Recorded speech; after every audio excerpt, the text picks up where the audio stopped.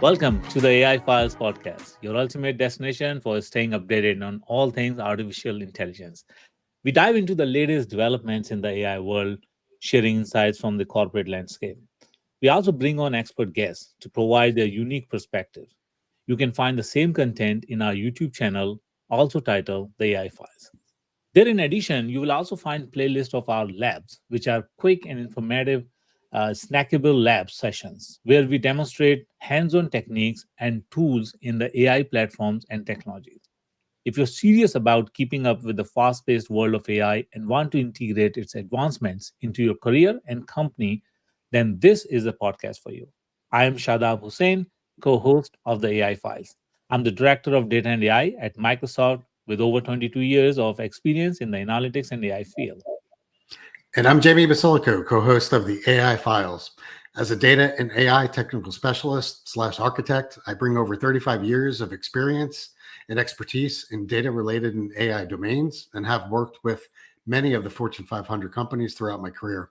Please note, this is not an official Microsoft channel. The views and opinions expressed by the co-hosts are their own and do not represent the views of Microsoft. So let's dive into today's episode. Okay, perfect. So, Jamie, I know that you were away for a week or so, took some time off and chased some storms, right? It is something that I really admire what you do. It requires a lot of courage. I probably don't have it, but would love to know actually what did you chase and what was your experience this time? The experience was out of this world. So, other than myself, had my son join me on this storm chasing tour experience, and he got the experience of a lifetime. Not only did we see a tornado on day 2 of the tour, but we saw a tornado inside of a double rainbow. It was just words couldn't even describe what you had seen. Um, and we were somewhere in Texas. So the fun didn't stop there. 3,000 miles of travel over 6 days, but we went from starting out in Kansas down to Texas, back through Kansas again, up to as far as almost Minnesota, went into North Dakota or South Dakota, sorry, and ended back up through Kansas City and then on our way back to Wichita. So 3,000 miles in those 6 days, and we saw a lot of weather.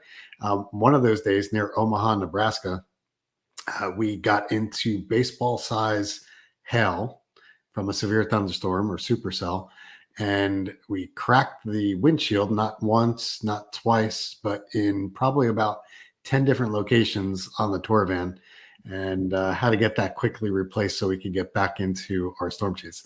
So yeah, my son had a ball. Couldn't ask for anything greater based upon what we're able to see in just 6 short days. So, But why, Jamie? Why? Why do you do this? I don't know. My wife asked me the same thing. It's the thrill of the chase, I think. It's also, it's one of these technology equations that it's very hard to answer, even with all of our supercomputers and AI. And by the way, yeah, there's a ton of AI being used in weather prediction, but even with the best models, supercomputers that we have today, it's still a very hard equation to solve. So trying to decipher all of that information, trying to make a model and prediction, and then being able to see these things in real life, I think that's the reason really what drives me. Plus, it's really cool to see a tornado. As long as it doesn't hit any town, house, that is definitely one thing that, I'd love to see a tornado, but just in an open field, not hitting anything other than just dirt and some wheat fields. But I think that's the thing that really drives me. It's the trying to forecast and then seeing Mother Nature in action. I'm sure your life insurance premiums are too high. Yeah. Um, My wife always makes sure that the insurance is paid up before I go on that trip. Yeah, it's actually fun. In fact, you talked about the AI in the use of these weather predictions, etc. Microsoft recently launched the Aurora model, which is actually focused on the weather. Um, do you think that that kind of can help with more prediction? Because recently there have been some damages due to these storms, hurricanes, and all those things. Why does that happen? Can we not still predict the pathway clearly and avoid any casualties and damages? Yeah, there's so many. I mean, most people look at the weather and they think it's just finite or a single point, but it's not. So when you think about weather, our air is really a fluid, which kind of boggles the mind when you start to think about it. So Mm. air is looked at on a three-dimensional plane, and when you think about all the various different variables that go into that, it's not one or two, it's literally hundreds or thousands of things. So yes, while we've got supercomputers and different algorithms that we can apply, it's still a hard equation to solve, and it's not perfect. And when you think about data to ingest or to train something like GPT or any of the large language models, it's taking all data and then trying to come up with an algorithm or come up with an output. But weather always changes. So what is true 10 minutes ago is not true right now. So like how quick can you churn through changing data? So again, I could geek out and maybe we could have a discussion just on that alone on terms of weather models. But you know, it's got to constantly actually ingest information to be able to spit things out. And how quick can our computer models actually do that? The best that we can do right now is a forecast on an hourly basis. And and I'm sure other people, especially in Tornado Alley, know that a storm could form within 30 minutes and be tornadic within that 30 minutes. And our models currently don't get down to a level of depth or precision that we need, you know, let alone a half hour down to the things that we need, which is really every minute. So, that's a large space. Yes, Microsoft is getting involved. IBM is in that space. If folks that don't know, IBM owns the Weather Channel and a bunch of other various different weather companies that are part of that. And there's a bunch of other um, um, companies as well as governments, obviously, that are trying to solve this problem. And there are tons of advancements. I was working with I wouldn't say working with it, but intrigued, and I reached out to a company that was doing some real time analytics down to 2 minutes or being updated every 2 minutes and supplying that through a machine learning model. I'm actually doing some field testing with it now. But it's these advancements. So, like I said, you hit a cool subject in my head, and I could kind of ramble on. And I'm sure people don't want to hear everything about weather, but there is this synergy between weather data and artificial intelligence, and and how do they really come together? One of the side projects that I'm actually doing is to help an organization build a weather alert system that can analyze alerts, but then be able to use a large language model to help craft a more public oriented way of thinking about it, but almost thinking about it in a fashion of putting a meteorologist persona on a GPT or, any Mm. model that you want to use, but being able to do that. So, this is, again, a passion, coupling something like large language models with weather and really to help, going back to your question, like how do we, get more of a warning out to people and in a more timely fashion? Well, part of that is how can we leverage those systems and then, tie this back, whether it's a large language model or more advanced prediction type models. Um, so anyway, like I said, I could go on, but I know we have tons No, of I think you should actually do a more detailed one on this one, Jamie, because with upcoming movie Twisters and all that, it is a talk of the town, and it is always interesting because the weather forecasters or newscasters, they're always ridiculed about getting it wrong, um, but it's not easy. That's why they get it wrong, right? So I think it would be good, and finding that cross section of using AI and technology in the weather, I think it's a great topic for our podcast as well. yeah, totally. Yeah, and like you said, I think that's the only profession where you could be wrong 50% of the time and still have your job. So I wish we had that. OpenAI's acquisition of Rockset.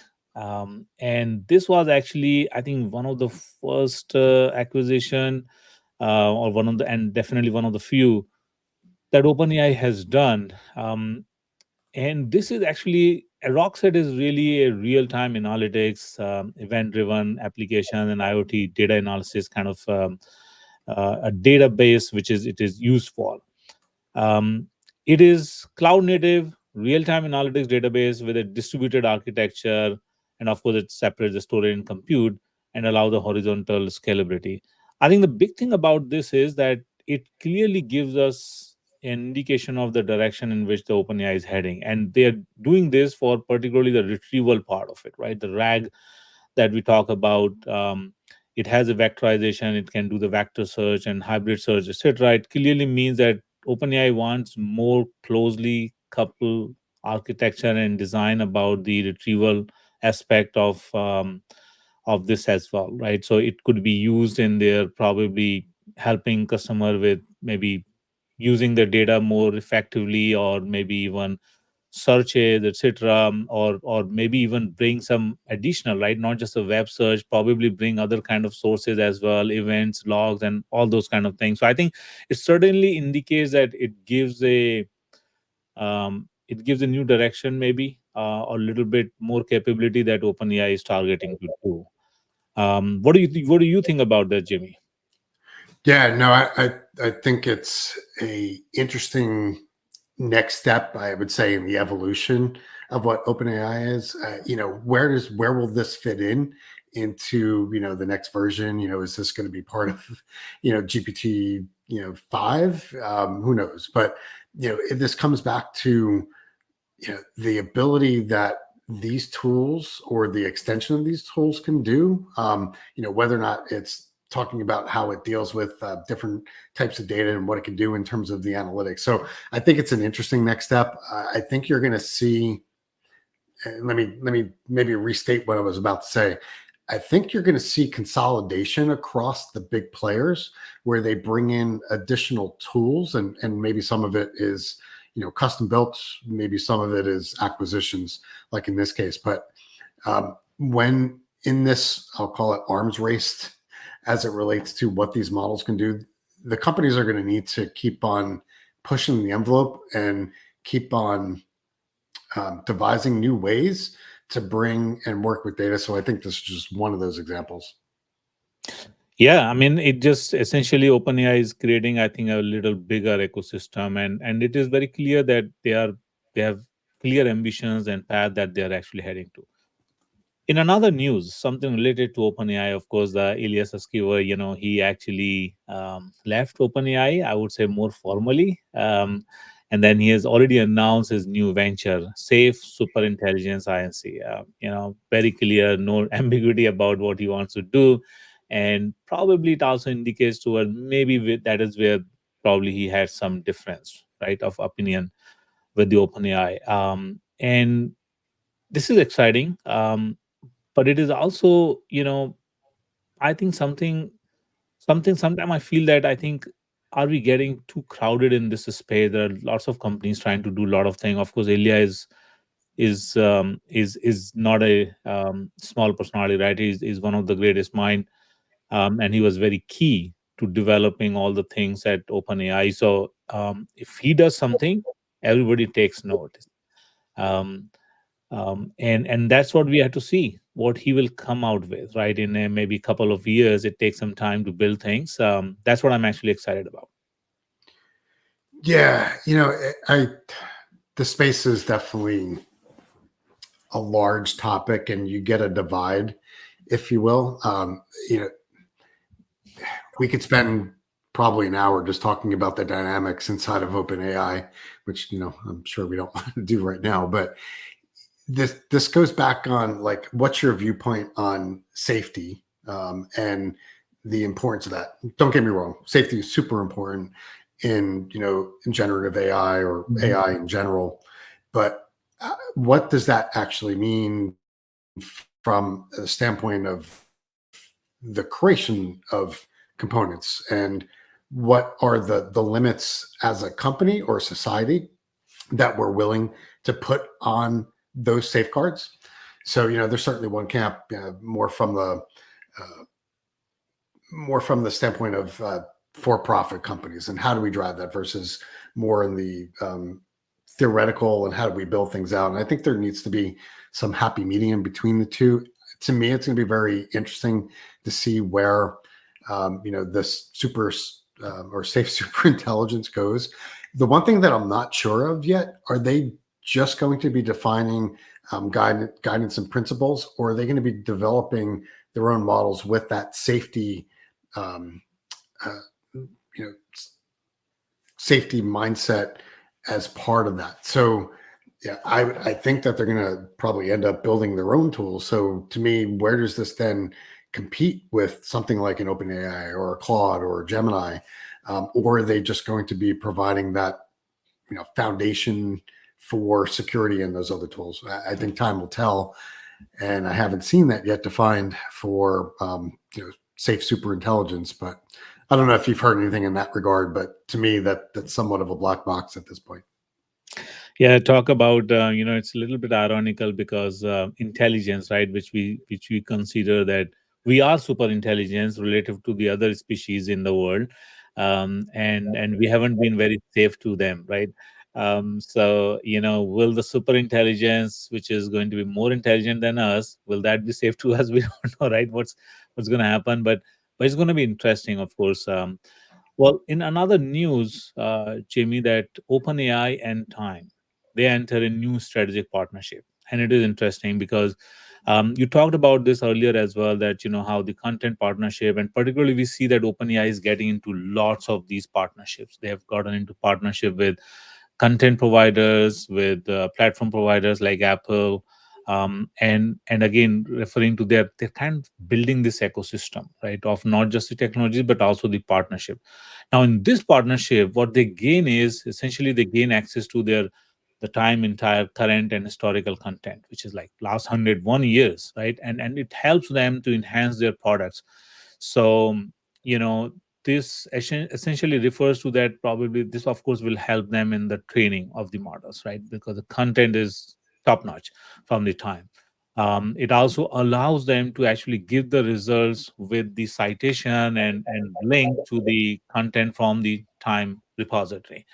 So this partnership is, I think, going to be important, and of course, time also gets things back from this partnership. They get like an ability to use some of the OpenAI capabilities in providing their own users and readers and experience, and use the AI in their reading experience. Yeah, I think this is going to be an area that's just going to keep on expanding, and we're going to keep on hearing, additional news announcements. I know that there was more than just Time. The names of the other smaller companies are escaping me, but it goes to the point that whether it's OpenAI or any other organization, they're going to need content to do the training on. Yes, you can create some synthetic data, but you still need you know data from various different sources. And without getting sued from every organization, you're going to see these type of arrangements much in the same way that OpenAI has with Time, um, to bring in that content, which I think is good, because then at least there's some method or monetary compensation between organizations for that content. I'm a firm believer that people should be paid for things that they create, whatever medium that is in. I agree, and I think this is a good step in that direction. In contrast, however, the New York Times already has an ongoing litigation going on against OpenAI and Microsoft, and which they claim is unpermitted use of the articles to train GPT large language models. Which, however, right, I mean, sometimes the prey becomes the hunted, right? It's that sorry, the hunter. It's like this, right? I mean, the New York Times itself has had some troubles around the claims, right, from it, some of the freelance writers whose work has been used in the past, and New York Times actually ended up, I think, losing that battle. um, so the tables have kind of turned. Now the publishers and media who actually earlier was on the other side getting sued by the writers and freelancers and others, now they are the ones who are actually suing the AI companies, etc. So interesting battle, and twist of fate. Yep, totally. I was about to say something else about, it's still related to lawsuits that are going on, and it's not just something related to OpenAI, but OpenAI in this case is related to it. But it's about music generation.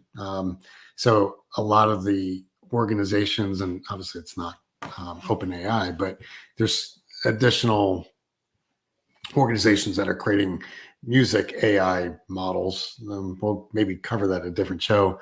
But they're getting sued by the typical music industry leaders, and I'll stop it just at this. But it's about everybody getting a piece of the pie, and that's the way I think about these data quote unquote lawsuits with the New York Times or anybody else that's jumping on that bandwagon. Ultimately, it's not about the lawsuit; it's about what the end to that mean is, and it's about everyone getting a piece of the proverbial dollar that's going around, whether it's music, whether it's data for training, whether it's video generation. I think we're going to see a lot of these, number one, lawsuits, but then also a lot of these new partnerships that is, really going to create an ecosystem for data sharing, creation, or content creation, where, people can all get a piece of that pie. Yep. Good collaboration. Okay.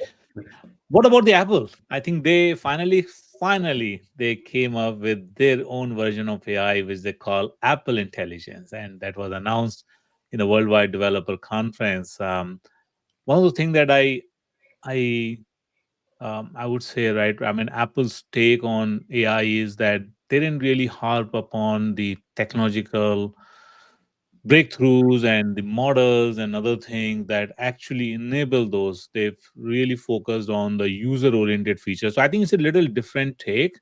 Even though there's no, I would say there's nothing like a technological breakthrough, right? I mean, it is Right. something that others can also do already. But it was a good fresh uptake, and I think market received it well. Yeah, and having gone through and watched part of the things that were there for the keynotes from WWDC, um, you're right. They did not focus in on the technology, and to me, that's being true and honest to what Apple is. They never really focus on the technology. It's about the user experience, and Mm. this was no different when they talk about Apple Intelligence.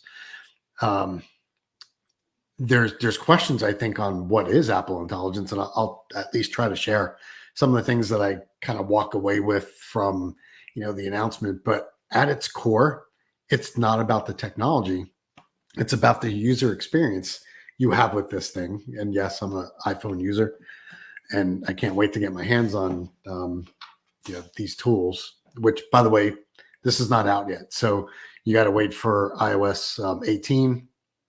And there's also some, I don't know if I'd call it stringent, and I'm not sure if I'd call this part of a hype cycle to get people to upgrade, but you're going to need either iPhone 15 Pro or hardware that has the M1 chip in it. So if you're using, the Apple's MacBooks that have those. So if you have older phones like an iPhone 11 or 12, you're not going to be able to do these things. So whether or not it's a great ploy by Apple to sell more stuff, or if it's literally just what you need to run it, to be honest with you, it's probably a little bit of both, in my opinion. But I truly understand, especially when I start to explain how they're doing this, is you need more sophisticated hardware to be able to run these. So let me just talk about that first. There's a very interesting scenario with how Apple is actually going to be running their Apple Intelligence. So, actually, Shadab, I think you might have a slide. It might be good just throw this up as I explain it. But Apple's intelligence is based upon what your device can do. So I know there's been a whole bunch of talk back and forth, and Apple put out some papers. I think it might have even been almost like a year ago on what they were developing. So I know that there's been a lot of rumbling and talk about what Apple would be doing in terms of partnerships with these foundational model companies, and it went from Google with Gemini to Apple. So sorry, OpenAI with Apple. So the vast majority of what is running within Apple Intelligence, which again, I haven't really told you what those things are, but the vast majority of those are going to run on device. Gen AI model, their own diffusion models for image generation on the device. And that's always been something that Apple has put a focus on, meaning tight security. Like they are super, and you can see this on their commercials.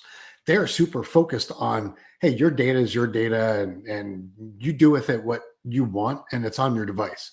Like I said, that's an actual commercial, which I think is really good, and hands down, I don't think anybody would argue that Apple's commercials aren't good. They're awesome commercials, or whatever they do from a marketing standpoint.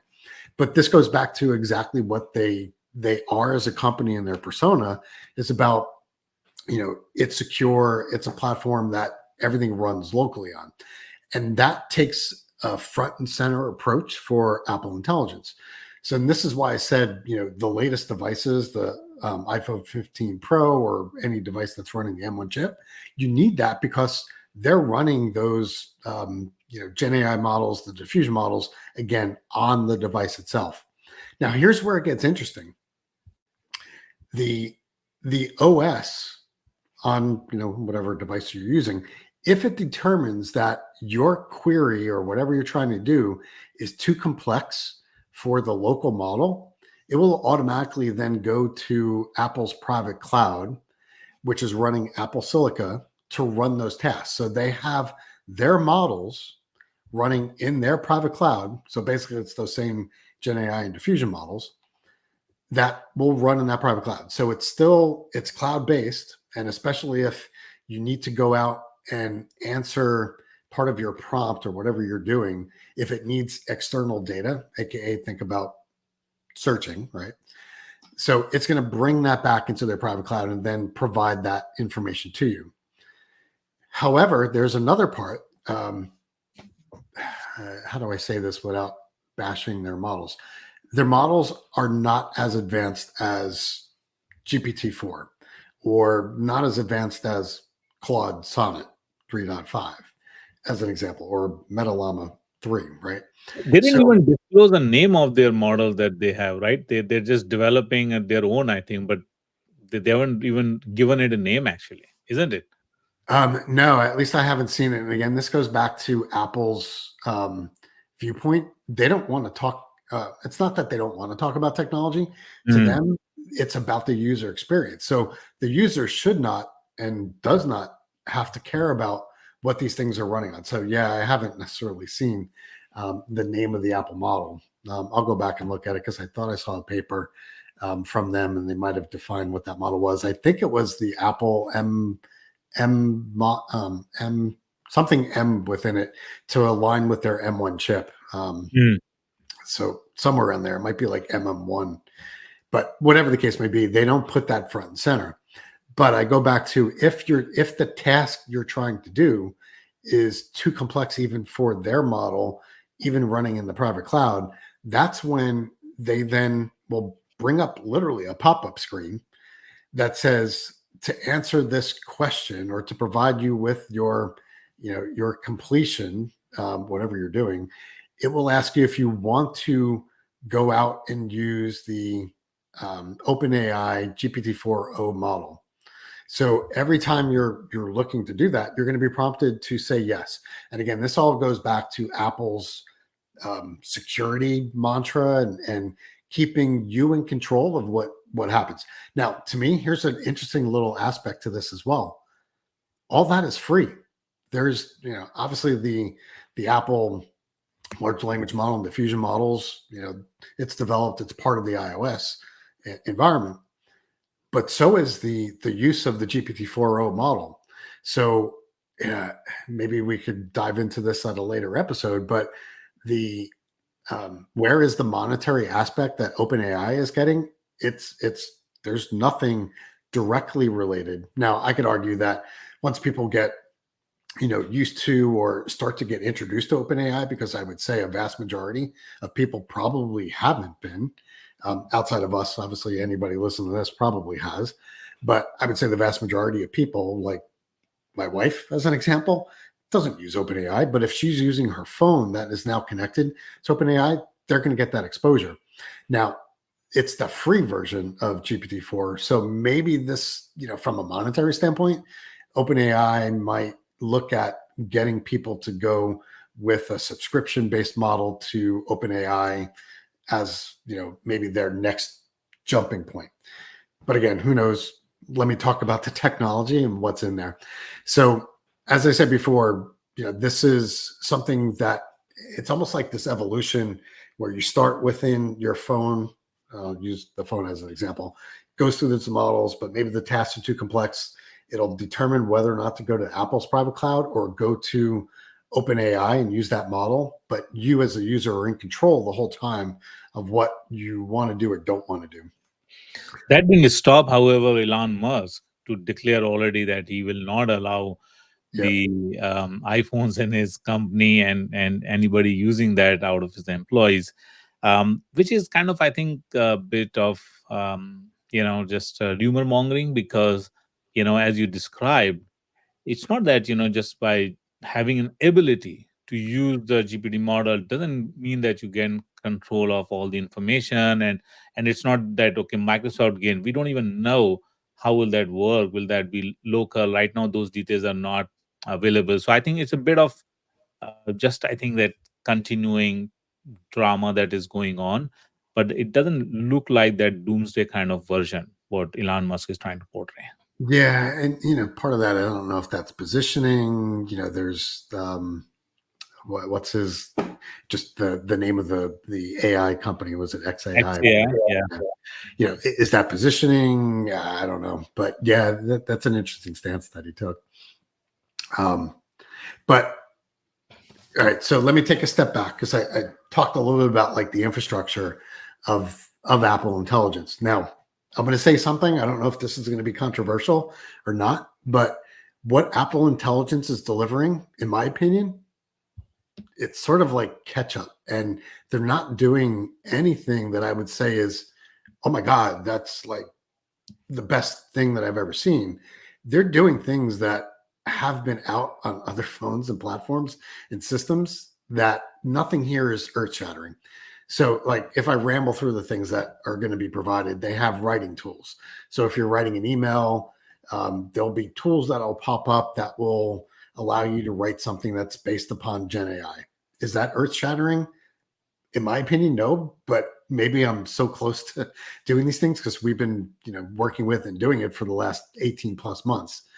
So that's number one, writing tools. And you can kind of think about all the different areas that are inside of, an iOS or a Mac environment to actually do that. There's also what they're calling rewrite. So different versions or variations of writing content where you can adjust to the tone and audiences. There's proofreading capabilities. Again, are these monumental changes? No, but at least it brings some of the AI capabilities into the Apple environment. Another thing that they bring in is being able to summarize, text and emails, or summarize your actual texts that are within the chat tools inside of the iPhone or iPad. Again, is that earth shattering? No. The one thing that I think is kind of cool, I guess, maybe if you just want to waste time, is Genmojis. So this is where they bring in some of those diffusion models. Again, think about Dolly 3 and Stable Diffusion and all those other tools. Anyway, there's an image creation. So not only can you create images, but you can create emojis.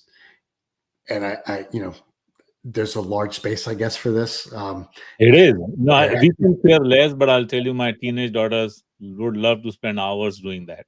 Yeah, and I was just about to say, I think it might depend upon your age demographic of where you spend time on building these. But it's a cool. I don't know if I'd call it gimmicky, but you can create emojis now with the help of these diffusion AI models directly within the Apple ecosystem. One thing that I think is kind of maybe even more interesting, something that I would use is the ability for enhanced photo searching. So again, uses AI to find people within those. But the thing that's really cool is there's an AI video creator. So if you say, we were talking about, weather chasing and tornadoes at the top of this, and I took tons of pictures on my phone when I was out there. I could use this new AI tool to say, create me a video based upon the tornado chasing that highlights my son. So the whole AI here will be able to find, and recognize images of my son, while at the same time aligning that with the trip that I just took. So that could be cool. The one and last thing that at least I'm aware of is an improved Siri. So again, this would be the most logical place for the inclusion of AI or generative AI. So this allows you to interact with Siri not only in the voice commands and then translating that into speech to text, but it uses the large language model behind the scenes in terms of its output. The other thing, again, maybe I'd call this more on the gimmicky side, but when you're conversing now with Siri, your phone will light up. I wish I had, the early version of iOS 18, but the outline of your phone will actually light up, and that will indicate that you're working with the new and improved Siri and the way that you're communicating with it. So in the show notes, we'll include a couple of links. There's a short 5-minute video from Apple itself that goes through these different things, and they run through different demos on it. Again, I go back to, no one has access to this yet because iOS 18 is not released, but the short 5-minute demo will give you a really good synopsis of all the things that I kind of just mentioned. Yeah, and on the related note, one of the things is that a lot that you talked about, of course, requires access to the personal data and relationships and all those things, right? That's how it makes sense. So it requires a preview of that. Of course, Apple's promise has always been on the privacy, so they will provide all kind of checks and balances, and you have to you have an option to opt out and all those things. But on the similar line, when Microsoft released the Copilot Plus PCs, there was this feature recall, right, which also kind of gives us similar abilities to find things based on the description, etc. And then people made a little fuss about it, and now they have said that okay, it will be an optional, right? You have to opt in. By the way, I did get the Copilot Plus PCs have started shipping, and I got that one for my daughter already. So last week we got the shipment. She's ready to use that, and she already loves the Copilot key, etc. as well. I'm gonna also try that, and maybe we'll do a review of that Copilot Plus PC also sometime on this podcast. Nice, cool. Yeah, I'd be interested in understanding how it actually works. Yeah, exactly. Okay, another big news, Claude 3.5 Sonnet. So this one was, Jamie, it was actually launched. It's Anthropic's best performing model yet. And here are the things, right? So they released a lot of data about the comparison, and in a moment we'll show you some of those comparative data as well, particularly with the GPT-4 Omni. So we'll talk about Claude 3.5 Sonnet first, then we'll give you some preview about the comparative data that the Anthropic has shared, as well as some of the research that we have done on those models, our own view to give the clarity to our listeners. And then, Jamie, you plan to do some demo showing some of those capabilities of both these models as well. So, exciting topic for today.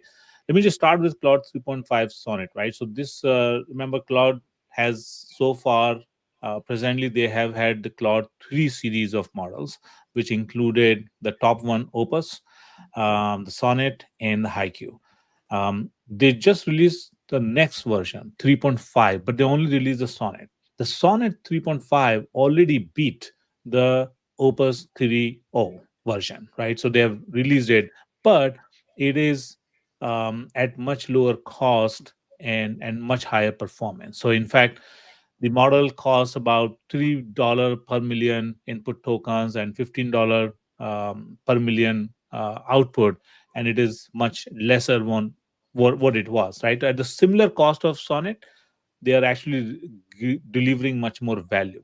Now the thing is that Sonnet, however, it's really good, right? In the visual reasoning, it has been it can take some input from some images as well. But remember, it is still not a multimodal in the sense that it can only give the text as an output. It does not generate, so it can generate the text as an output or the code, but no images and videos yet. So it's a multimodal on the input side to some limits, right? Some images and the text it can take, and the code and the commands, but it cannot generate that. So that's one of the main differences from GPT-4, and we will talk about that a little bit more as well.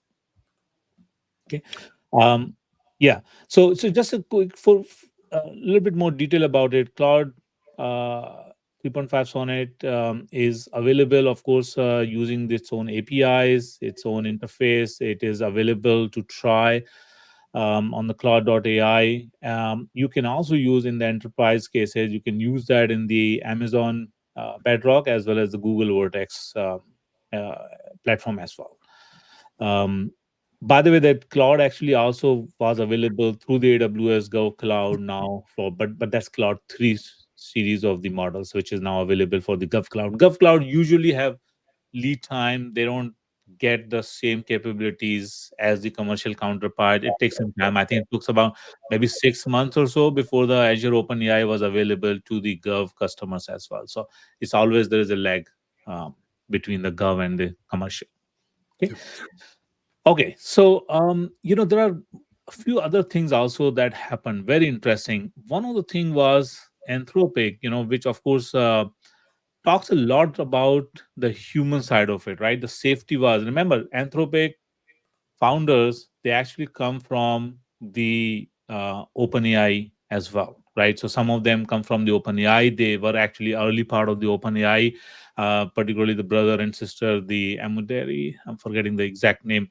Um, so they have always focused a lot on the safety, and they have their own framework. They classify the AI in four categories. The I think the like one, two, three, four categories. They define this at the level two, which means that it does not bring any more capabilities or the information more than what you can do today with the search engine. So they still consider it as a safe. The third level could be much more difficult because that could pose actually danger and the risk.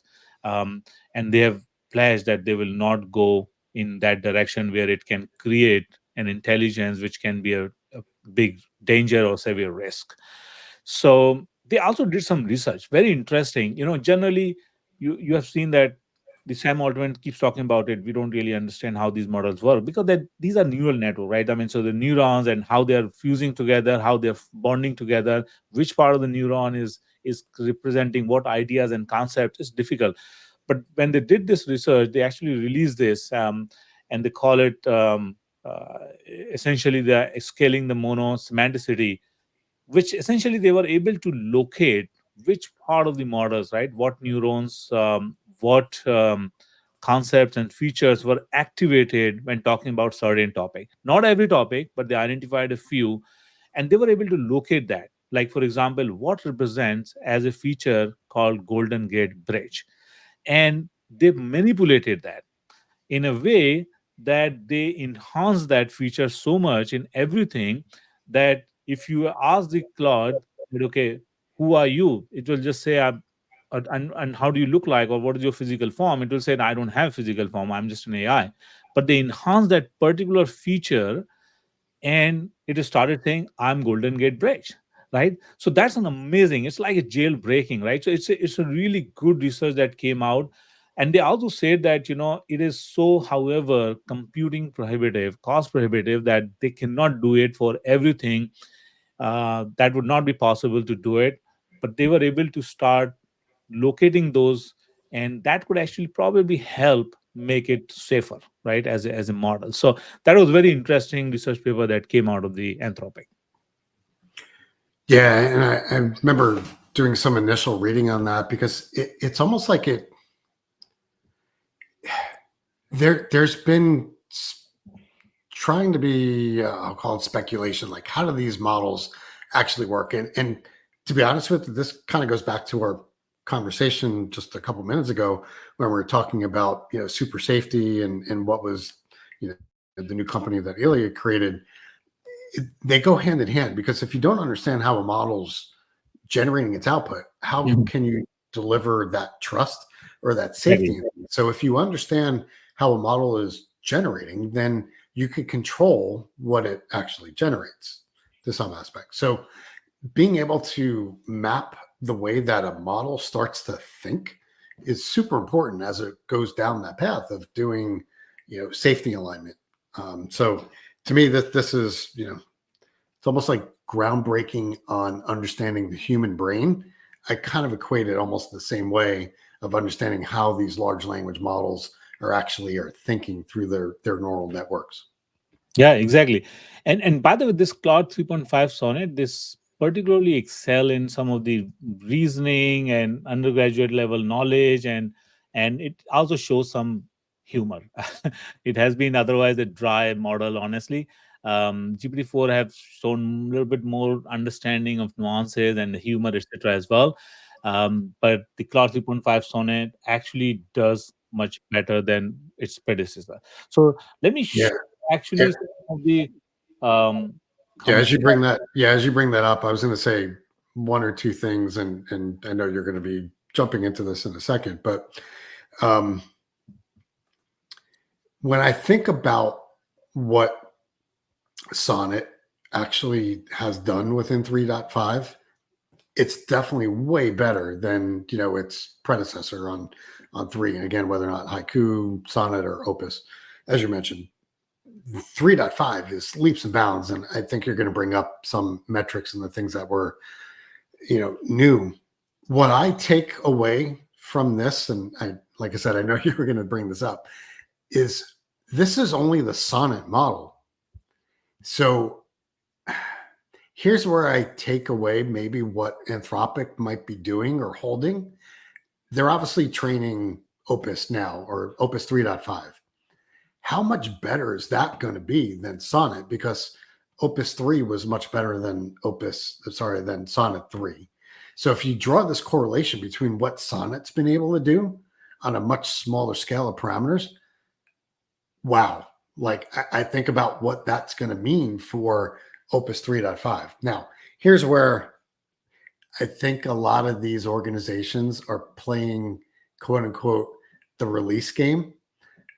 Obviously, there's been so much talk about OpenAI releasing GPT-5, right? When is that going to happen? Your guess is as good as mine. That could be next week. It could be, at the end of the year or even later. But is Anthropic holding back release of Opus 3.5 in as it's waiting for, OpenAI to make its move? Maybe, is that a marketing ploy, or are they still like literally wrestling with, the hardware needed to train these? Who knows? But I think there's probably a little bit of both of that happening. Anyway, sorry, I know you wanted to run through some of these numbers, but No, no, actually, no. That's a very good point that you raised, right? I mean, what is coming, etc., and are they holding back? Honestly, I have a little bit different view on this, right? So I feel that they're not holding back because this is a market of early movers, right? ChatGPT really took the storm and has on unstoppable run, right? Just because they released it. Remember, imagine if Anthropic or Google had done that, right? But they missed the boat. So I don't think that, and like for example, GPT-4 Omni was released just a day before Google's own demo, yeah, right? But they were. So I think what I feel is that, for example, look at it, Gemini Ultra, right? We haven't seen it. They announced it because I think what companies are doing is they're trying to say, hey, we have actually more coming, and leaving that to your imagination that, like, for example, we're talking about, oh, the Opus must be great if this is Sonnet, but then it's not ready. And that's why, like, but I feel that different companies take a little bit different approach. OpenAI is ironically much more closed. They don't talk about things, they don't do much of the rumor mongering, etc. They just drop the bomb. Right, suddenly they, as you said, right, it could be the next week, or who knows when the GPT-5 will come. Nobody knows. um, they don't say that particular timeline. But Anthropic has done it. They say that they're working on it. They'll release. Nobody knows. Nobody knows when the Gemini Ultra will also be out. But here's the thing, right? Looking at this chart, this is what Anthropic shared. And some of these well, we have talked about it, right? Sometimes you have to take with pinch of salt. Sometimes you have to like understand because this is variable, right? It keeps changing model to model.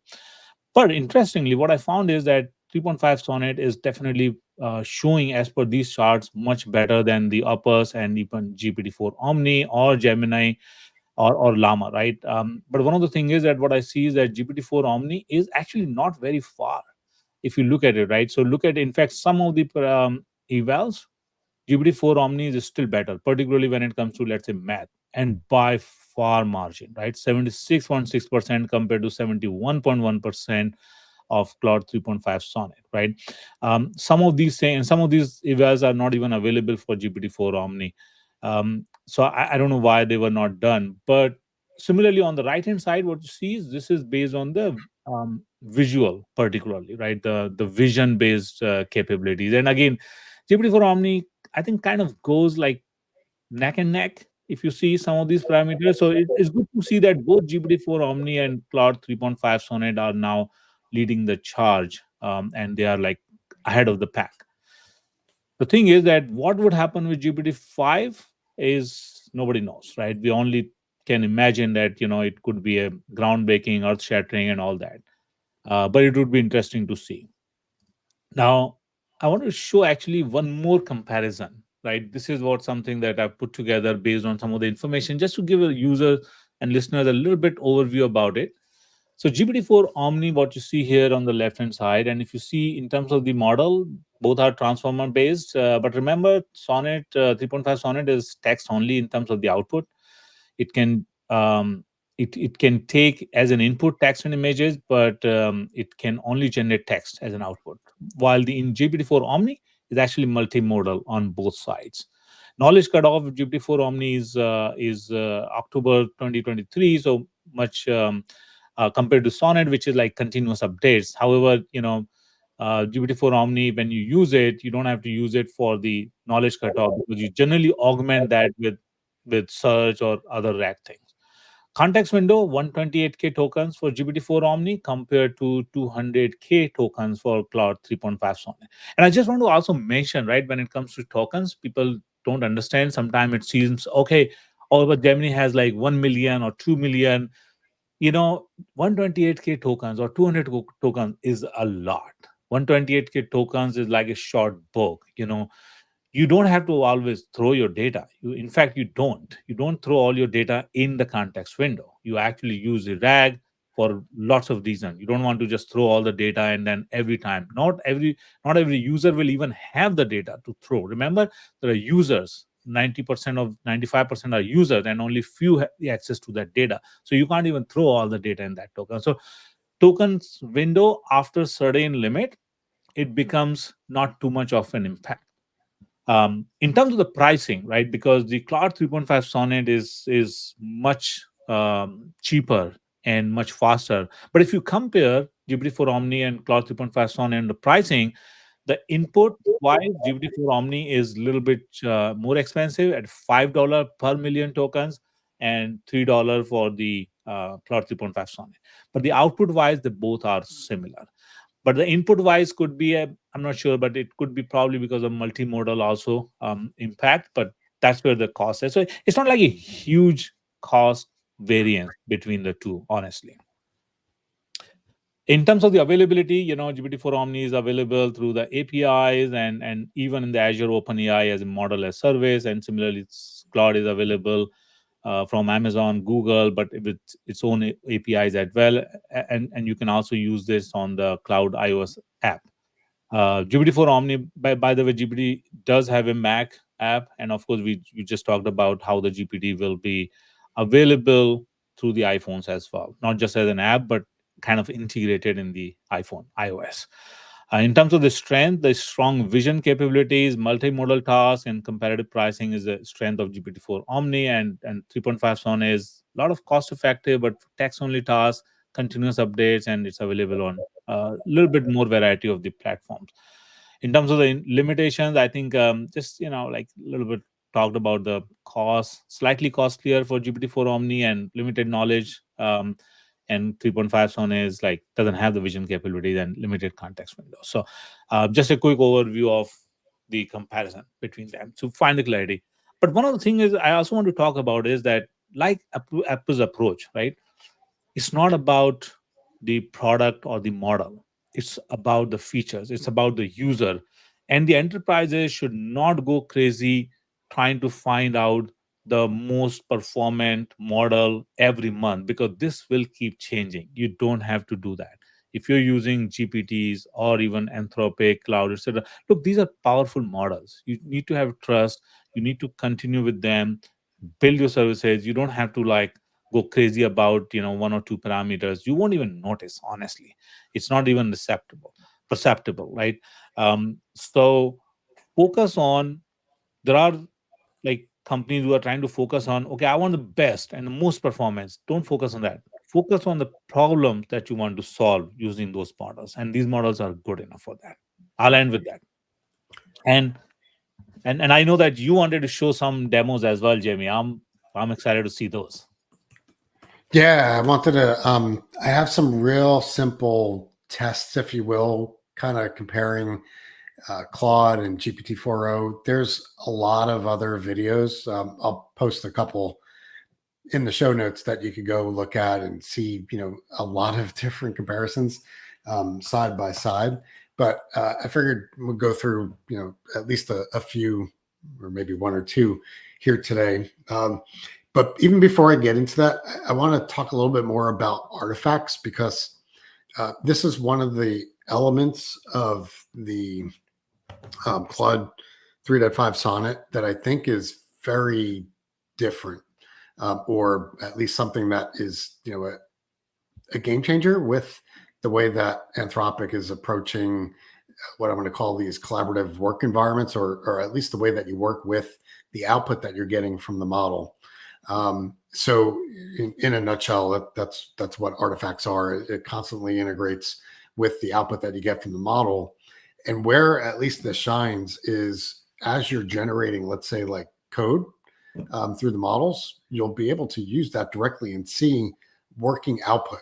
So it's almost like, at least in my opinion, like GPT-4's code interpreter, but that's more or less for generating things that would be developed by the model versus interactively working with that output from the model.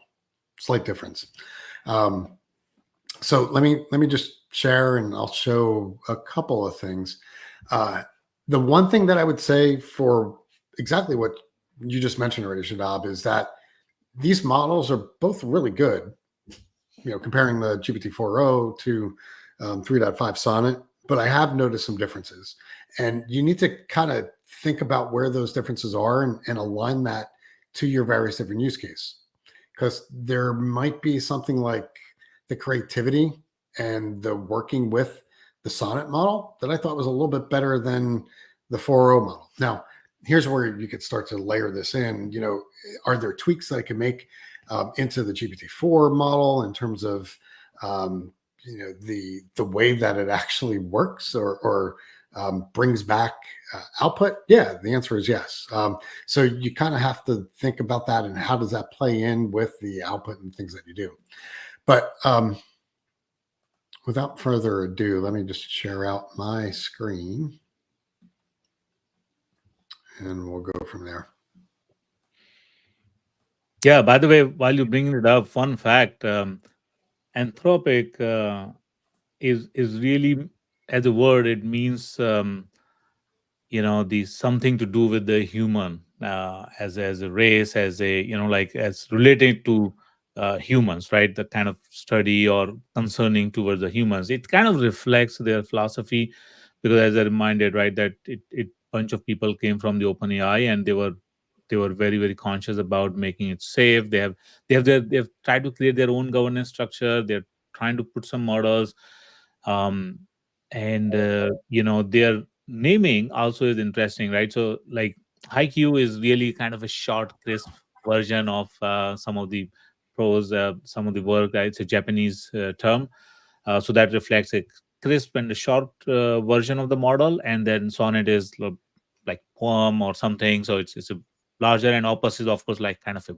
book or musical composition or things like that, right? So that is what they have used as a as a terminology to differentiate between the model size and the capabilities.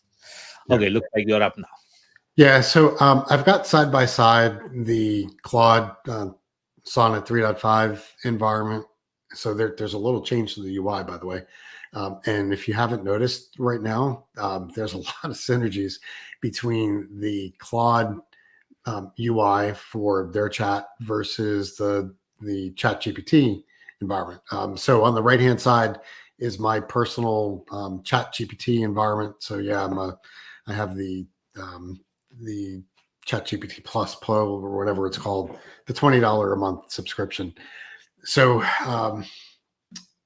you could see here, it's got almost like the same view, like starting a new chat. I start the new chat here in GPT.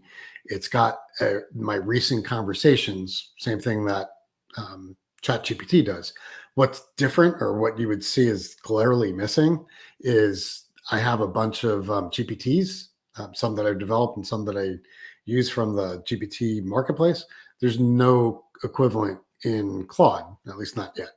So that's the only thing that's different. But if you just look at this side by side, you're like, wow, it looks pretty much the same, other than color chrome around it. What are So those GPTs, Jamie? They're like agents that you have created and reuse them, or are they like plugins? What is it? yeah, sorry about that. I just mentioned something without really talking about it. So OpenAI has something called GPTs. I think they released that concept, I don't know, maybe about 6 months ago, give or take. But a GPTs is really nothing more than taking a base GPT model and then adding a persona into it, adding some context of what that thing should do.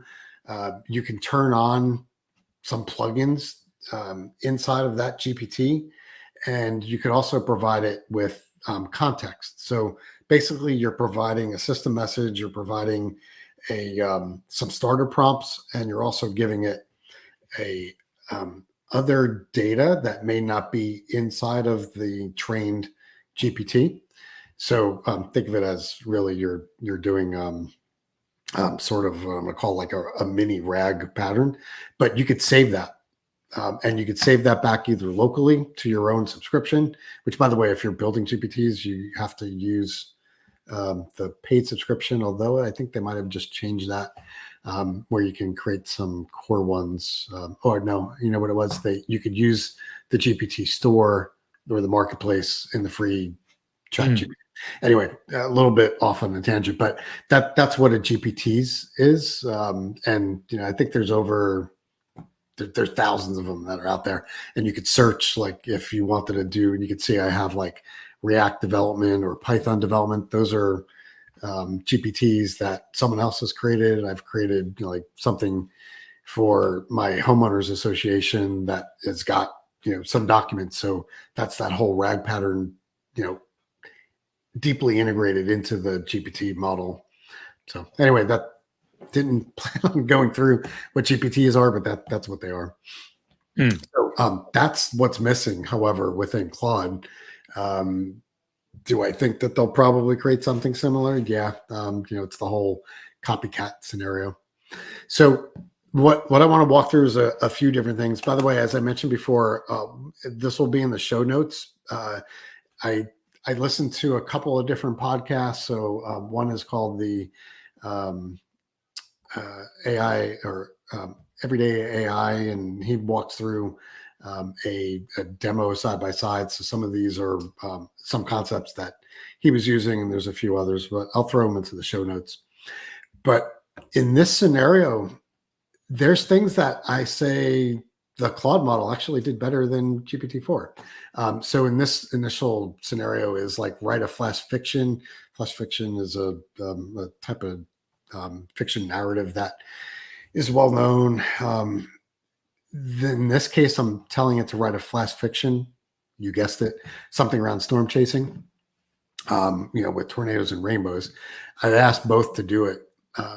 The Claude model, in my opinion, came out with something a little bit better it's like integrating um, uh, like a concept of like how a person's actually talking through these. What's interesting is that Mirror and Mara, I don't know who this person is, but both models actually came close to the same person. So maybe that's a name inside of the Twisters movie. Who knows? Because it kind of gathered something very similar. But if you look at the output of the Claude model, in my opinion, it's a little bit better than the GPT-4. The GPT-4-o model is very like, hey, this is what happened. This is next step, where the other one felt more like a story. This one is pretty widely known out there. I did these, I warmed these up before coming in. So I don't know what happened to actually showing the image, but this is an image of President Obama actually putting his foot on a scale where someone was weighing himself. This is back to the point of these models are multimodal, at least on input. So like, why is this photo funny? The Claude model did not actually analyze like the very point that President Obama was stepping on the scale. It just said like, oh, this looks like, you know, a funny scene because someone's on a scale, but they look like they're all in suits. Whereas the GPT-4 model actually pointed out, it didn't recognize that it was President Obama, but at least it said a man is standing on a scale, seemingly trying to check his weight while another man, smiling and appearing to enjoy the moment, is stepping on the scale behind him to add weight. So GPT-4 model actually analyzed that correctly because it caught the context of why potentially this would have been funny. That's one example. Here's where no wonder the GPTs are known to be a bit more comfortable with humor and those aspects. Yeah. So this is one where I think Claude actually outshines, at least for interacting with the model. And I'll explain how this would be different from the GPT-4 scenario. But this basically just asked both models to create an HTML application with a responsive design. Fairly simplistic. I didn't give it crazy, instructions. Literally, it was create an HTML CSS code using JavaScript for a responsive navigation bar. Both were able to do it. But let me show you what Claude is able to do. And this is the artifacts. By the way, to use artifacts, you need to turn on, because it's a quote unquote preview feature. So when you come into Claude 3.5 Sonnet, you just turn that on. So here it gave me, the output, right? But here's the artifacts piece. So responsive navigation bar, click on it to open the website. This is the articles. So I can now, literally see the code. That this is the working code still within this, this chat session with the Sonnet model. And, I could, change the way this looks. It's obviously going to give me an error because there's no code behind that. But, I could jump into what this code looked like. And if I, let me just do something really quick. I'm just going to bring up the developer tools for no other reason other than just showing you the responsive nature of what this was able to build. So if I, move this across, it's going to change the way that, these things are actually shown. So what I'm able to do, and again, this is very subtle here, but these artifacts allow me, and if I go in here and say, change the code, I don't want it, I want something else added in.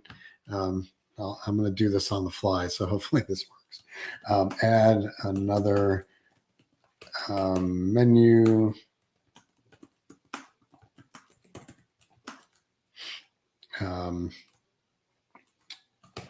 Photos. Hopefully this works. So this should go off and recreate that piece. And then here it's generating the code that it needs to do that. And if this comes back up, there it is. So you notice what I just did. I just asked it to change something, and we do this all the time when we're writing code or using these generative models. If I was doing this within GPT-4-o, I would need to take the code and then go into whatever IDE that I was using. But with these artifacts, again, these workative collaborative tools interconnected with the model, I'm able to see that in real time. So to me, this is a game changer in the sense that allows me to save time where I can just interact and change and modify things. And then when I'm satisfied, I just get the code and then dump it into my IDE and work with it. So I don't have to go back and forth and theoretically waste time. So to me, that this was probably the coolest thing out of Yeah, the Claude Sonnet 3.5 model. it changes the interaction from conversations to essentially collaboration, right? So I think it's just a great feature. I thought that OpenAI also does have something similar, but in a So little bit different way. yeah, so that's the code interpreter. So it Mm, will enable with the code interpreter, I can ask a question and it'll execute that code, but it's executing on the behalf to be able to get an output. mm. This is not executing code to generate an output. This is the execution of the output. So slightly, it's like where is the So, variable in the equation? This is the equals, and then what it equals. Being able to run that versus something that's defining how to get the output. it's a cool feature, no doubt about it. Yeah. And again, I go back to one company that leapfrogs. Um, Copying is the best form of flattery, or whatever that saying is. Do I think Google and OpenAI will copy this kind of feature? Yeah, probably. But you know, Yeah, Anthropic came out with it first. imitation is the best form of flattery. Yes, Yes. absolutely. So Okay. anyway, that was the quick couple demos on Claude and that compared Yeah. to OpenAI. And again, there's tons of different things that you can do, and it comes back to what you said already, Shadab, and that there's going to be certain models are used for certain tasks. It's best to understand what are the best to use on a given model, and my recommendation would always be try them out, try both of them, go head to head, and see which one works best. And then there's always the price. Is the price worth the extra value that one model brings over the next? Yeah, that is true. And I Which, by think, the way, just tying off on another concept, going back to probably a half hour ago when we were talking about the Apple Intelligence. What I found very interesting with the Apple Intelligence piece, yes, it's using OpenAI right now for their more complex, but the way that they've developed their ecosystem, they could easily plug in something like a Anthropic Claude model or a Gemini model. I think that's I don't know if I'd call it great thing, but I think it's one of the nice things that Apple has been able to do, because who knows where models are going to be, you know, I was going to say a that's year true. from now, let alone 6 weeks from now. Like maybe they're going to use the Microsoft 5.3 models. It's a way that at least Apple can plug and play. And it goes back to what I was kind of saying here. I think each company is going to always sort of make some progression. The next one catches up or quote unquote imitates that feature. That's true. I think it's just a race, and I think some companies are pulling ahead of others, and it's going to be um, it's going to be a bit tight. So I'll tell you what. In the related news, Amazon has actually entered an agreement with Adept, and Adept is a company that does a lot of AI agents kind of development, and it in fact has co-founders who actually were original. Some of them are original co-author of that famous paper, the transformer that introduced the transformer, right? And they actually formed a company, several of the co-founders and Adapt, and in fact Microsoft also invested in it, and Adapt was interested in being brought, because what's happening is that this market is heating up a lot. There's a lot of competition, there are lots of models, there are a lot of companies still trying to figure out what their business model is, like Mistral and Cohere, etc., right? I mean, GPD and Anthropic have kind of taken, I would say, kind of a lead in terms of their abilities. Others are still trying to figure things out. And then, of course, the Microsoft and Gemini, the Google and the Amazon are also there. It's hard to beat their own power. So a lot of companies are actually struggling and they're not sure, right, what that future would hold. Inflection, in fact, what happened was Microsoft actually did not acquire Inflection, but they actually took the Inflection talent, right? So Mustafa Suleiman, who joined as Microsoft AI CEO, along with a bunch of others as well, and Microsoft actually licensed the Inflection IP. That kind of essentially gives the compensation, right, to the shareholders and stockholders of Inflection who have invested in it, right? So kind of avoid the conflict. Similarly, something what Amazon has done. So Amazon actually has done into this agreement, very similar agreement with Adapt, and their CEO, I think Luan, he's going to join Amazon and lead the AGI effort. And bunch of other talent as well. And similarly, they will also actually license the Adapt technology. So I think what's happening is more than the platform and the technology, it's actually the talent which is changing hand. Companies are buying, and that's really hitting, right? I mean, we can see it. It's all about the people. There are some really big wigs in AI research, and they are heavily required by everyone. So, interesting space in terms of the business and competition as well. Yeah, Okay. definitely. Yeah, Yeah. uh, leave it at that. Yeah. So the other thing is, Jamie, I also wanted to quickly talk about. There's a lot of content this time, so I think we'll probably avoid other sections this time. But just one more thing I want to talk about was QWEN 2. This is actually an open weight model developed by the Alibaba Cloud, and it took kind of a toss spot on the leaderboard by the Hugging Face. Like, they have their own open source LLM leaderboard. It's an weight open source model. It's a series of large language models developed by the Alibaba Clouds team, and they have like different models. Like there is a zero point 0.5 billion, 1.5 billion, and goes all the way to 72 billion. So kind of like range in which Llama kind of plays in. It has multilingual training. Its performance is looking good based on the Hugging Face chart. They have different kind of model, of course.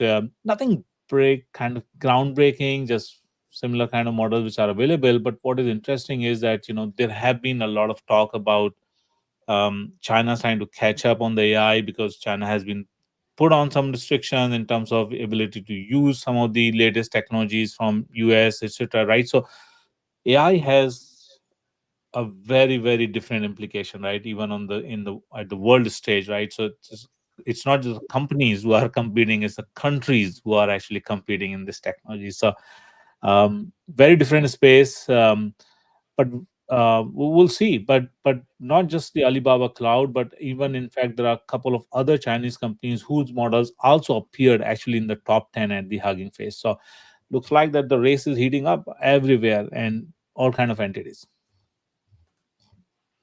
Yeah, I would agree with that. I mean, we're seeing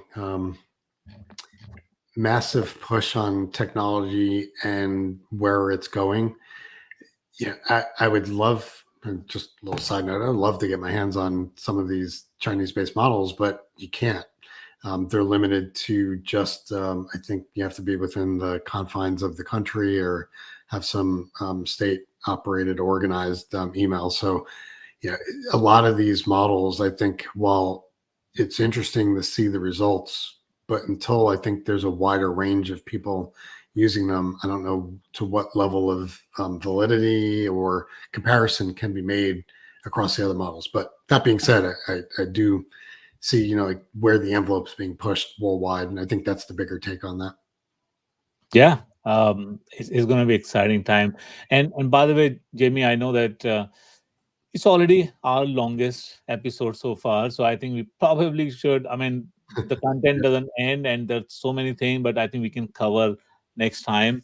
Um, but I think maybe time for a little bit of reflection, because you know what? We have an kind of an anniversary. We have This is going to be our 10th episode.